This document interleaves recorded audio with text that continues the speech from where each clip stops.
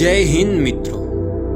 આજ જે હું યાદવ વંશાવલી પ્રસ્તુત કરવા જઈ રહ્યો છું એ પૂરેપૂરી વિષ્ણુ પુરાણ પર આધારિત હશે।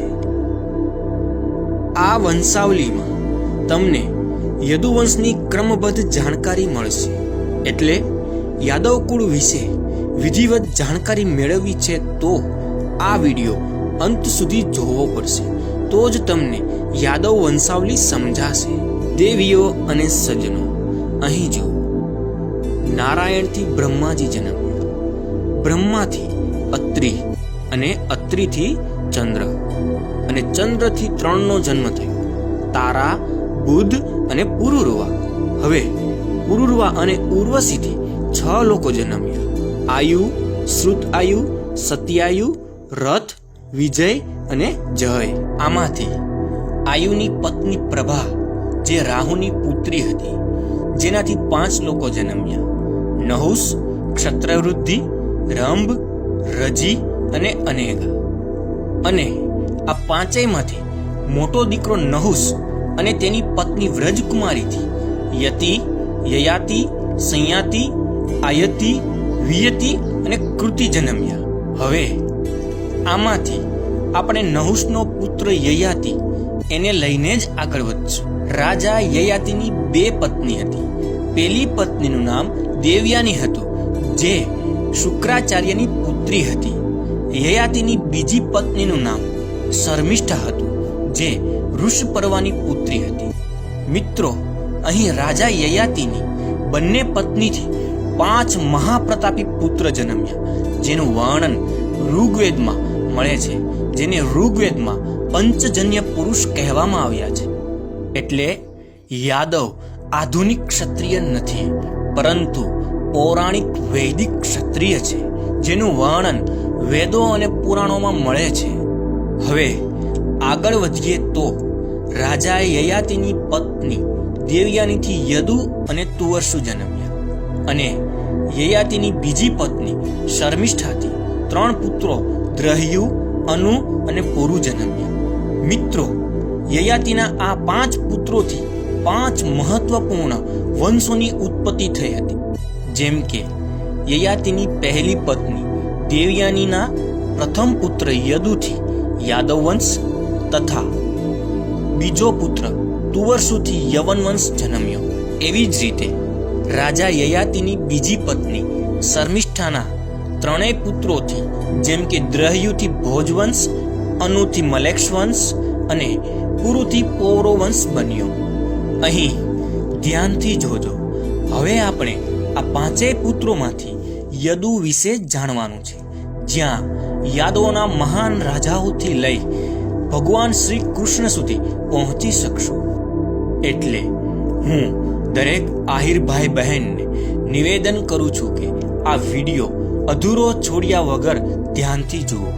આપણને આપણા મૂળિયાની તો ખબર હોવી જોઈએ, બાકી જન્મ્યા તો બધાય, મરવાના પણ બધાય છે, પણ આપણા ઇતિહાસની સામાન્ય માહિતી તો હોવી જ જોઈએ। યદુના 4 દીકરા સહસ્ત્રાજીત, કોષ્ઠા, નલ અને રીપુ, આ 4માંથી આપણે બીજો પુત્ર કોષ્ઠાની જ વાત કરશું। રાજા કોષ્ઠાનો એક વંશ બન્યો, જે કોષ્ઠા વંશ તરીકે ઓળખાતો। આ લિસ્ટ જુઓ।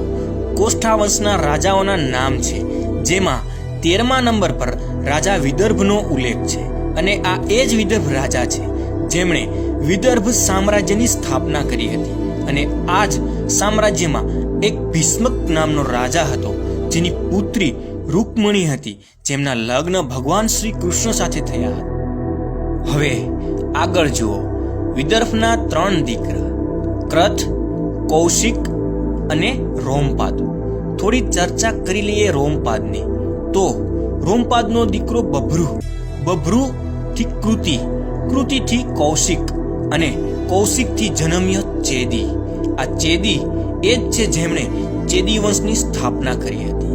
આના પછી ચેદીથી દમઘોષ જન્મ્યો, અને આ જ દમઘોષના લગ્ન શ્રી કૃષ્ણની ફઈ સુતસ્રવા એટલે કે વસુદેવજીની બહેન સાથે થયા હતા, અને જેનાથી શિશુપાલ જન્મ્યો, અને જેનો વધ ભગવાન શ્રી કૃષ્ણએ કર્યો જે વાત બધા જાણે જ છે.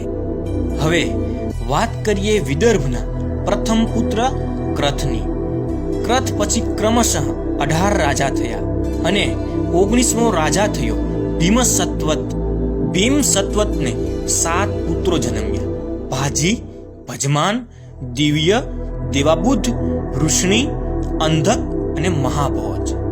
આ 7 પુત્રોમાં વૃષ્ણિ અને અંધક અતિ મહાન હતા અને આ બંને પુત્રોના વંશોએ જ યદુવંશની ઉપશાખા વૃષ્ણિ અને અંધકના રૂપમાં પોતાનું વર્ચસ્વ સ્થાપિત કર્યું, જેમાં વૃષ્ણિ વંશમાં વસુદેવ અને એમના પુત્ર શ્રી કૃષ્ણ જન્મ્યા અને અંધક વંશમાં આહુબ જેવો મહાપ્રતાપી રાજા થયો, જેમણે અહિરની ઉપાધિ ધારણ કરી પોતાનું રાજ્ય ચલાવ્યું.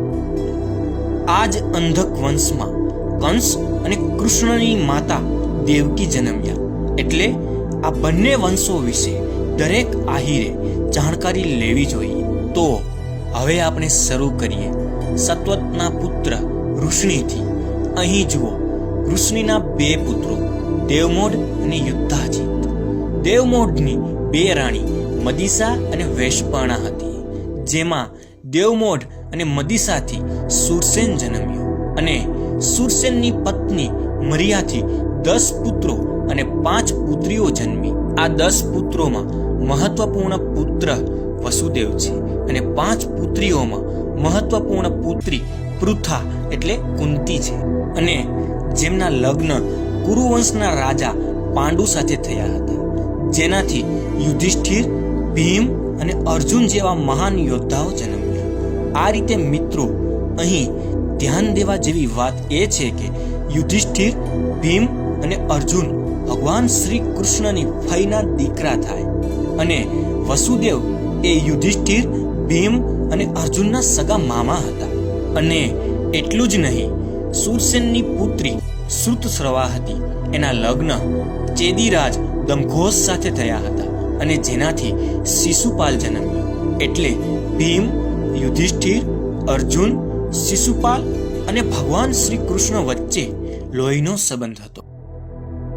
હવે વસુદેવની વાત કરીએ તો વસુદેવની 2 પત્ની હતી, રોહિણી અને દેવકી, જેમાંથી રોહિણીથી બલરામ જન્મ્યા અને બલરામની પત્નીનું નામ રેવતી હતું, જેનાથી શઠ, શારણ અને દુર્મદ 3 પુત્રો જન્મ્યા. હવે અહીં જુઓ, વાસુદેવની બીજી પત્ની દેવકી, જેમનાથી 7 પુત્રો અને 1 પુત્રી જન્મ્યા અને આ એ જ કન્યા છે જેને કંસ મારવા ગયો પણ વીજળી બની વિંધ્યાચલ પર્વત પર ચાલી ગઈ અને જ્યાં આજે પણ અષ્ટભુજ માતાના રૂપમાં વિરાજમાન છે. દેવકીના 7 દીકરાને કંસે માર્યા એ આપ સૌ જાણો છો. અને 8મા સ્થાને જન્મ્યા ભગવાન શ્રી કૃષ્ણ અને ભગવાન કૃષ્ણની 16,101 રાણી હતી, જેનાથી 1,80,000 પુત્ર જન્મ્યા, જેનો ઉલ્લેખ વિષ્ણુ પુરાણના અધ્યાય 15ના શ્લોકમાં છે. પરંતુ ભગવાન શ્રી કૃષ્ણની પ્રમુખ રૂપથી 2 જ રાણી હતી, જેમાં રૂકમણીથી પ્રદ્યુમ્ન જન્મ્યો, પ્રદ્યુમ્નથી અનિરુદ્ધ અને અનિરુદ્ધની પત્ની સુભદ્રાથી વજ્રનો જન્મ થયો. મિત્રો, આ વાત તો હતી સુરસેનના વંશજો વસુદેવ અને કૃષ્ણની, પરંતુ હવે વાત કરશું સુરસેનના ભાઈ પાર્જન્યની. આ લિસ્ટ જુઓ. પાર્જન્યને કુલ 9 પુત્ર હતા, જેમાંથી ત્રીજા પુત્ર નંદ બાબા હતા. મિત્રો, આ એ જ નંદ બાબા છે જ્યાં આપણા કાનુડાનું લાલન પાલન થયું હતું. મિત્રો, અહીં ધ્યાનથી સમજવા જેવી વાત એ છે કે કેટલાક લોકો કહે છે કે ભગવાન કૃષ્ણનો જન્મ કોઈ બીજા વંશમાં થયો હતો અને લાલન પાલન યાદવ કુળમાં થયું હતું. તો મિત્રો, અહીં સ્પષ્ટ છે કે સુરસેનના પુત્ર વાસુદેવ હતા અને સુરસેનના જ ભાઈ પાર્જન્યના પુત્ર નંદ બાબા હતા. આ પ્રકારે વાસુદેવ અને નંદ બાબા કાકા બાપાના દીકરા હતા. આ પ્રકારે વાસુદેવ અને નંદ બાબા કાકા બાપાના ભાઈ હતા. અહીં એ સાબિત થાય છે કે કૃષ્ણનો જન્મ અને લાલન પાલન બંને યાદવ કુળમાં જ થયો હતો. અને આના સંબંધમાં વિષ્ણુ પુરાણના અધ્યાય 11ના શ્લોક 28 અને 29 આ વાત સ્પષ્ટ રીતે તમને સમજાઈ જશે. આના સિવાય ભગવાન શ્રી કૃષ્ણએ મહાભારતના યુદ્ધમાં અર્જુનને ઉપદેશ આપતા કહ્યું હતું કે વૃષ્ણિ વંશીઓ में वसुदेव पुत्र श्री कृष्ण और पांडवों में अर्जुन मैं हूँ, मुनियों में देव व्यास और कवियों में कवि शुक्राचार्य भी मैं हूँ. आना सिवाय गीता उपदेशना समये भगवान श्री कृष्णने अर्जुन यादव नामथी संबोधे छे, जे कई आ प्रकारे छे. मित्रों, હવે તો દરેકને સ્પષ્ટ થઈ ગયું હશે કે ભગવાન શ્રી કૃષ્ણનો જન્મ યાદવ કુળમાં જ થયો હતો અને એમનું લાલન પાલન પણ યાદવ કુળમાં જ થયું હતું. મિત્રો, આ તો હતી વૃષ્ણિ વંશની જાણકારી, પણ જ્યાં સુધી આપણે અંધક વંશની જાણકારી નહીં મેળવીએ ત્યાં સુધી યાદવ વંશની જાણકારી અધૂરી રહેશે. તો મિત્રો, આની પહેલા આપણે જાણ્યું કે સત્વતના 7 દીકરા અને એમાં વૃષ્ણિ અને અંધક 2 મહાન પુરુષ હતા, જેમાં વૃષ્ણિ વિશે આપણે જાણ્યું. હવે આપણે સત્વતના પુત્ર અંધક વિશે માહિતી મેળવીશું, જ્યાં આપણને કંસ અને એની બેન દેવકી મળશે. અહીં જુઓ, અંધકને 4 દીકરા કુકુર, ભજમાન, સૂચિકંબલ અને વારહીસ. આ 4 દીકરાઓમાં અહીં કુકુરના વંશની માહિતી વાંચો, જેમાં તુમ્રુના 2 દીકરા અને એમાં મિત્રનો દીકરો આનક દુંદભી અને દુંદભીનો દીકરો અભિજીત થયો અને અભિજીતનો દીકરો પુનર્વસુ થયો.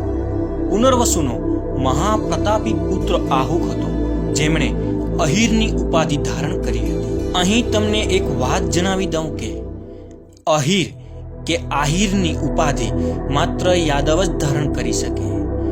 આહિર કે અહિરનો સંસ્કૃત શબ્દ થાય અભીર અને અભીરનો મતલબ થાય નીડર.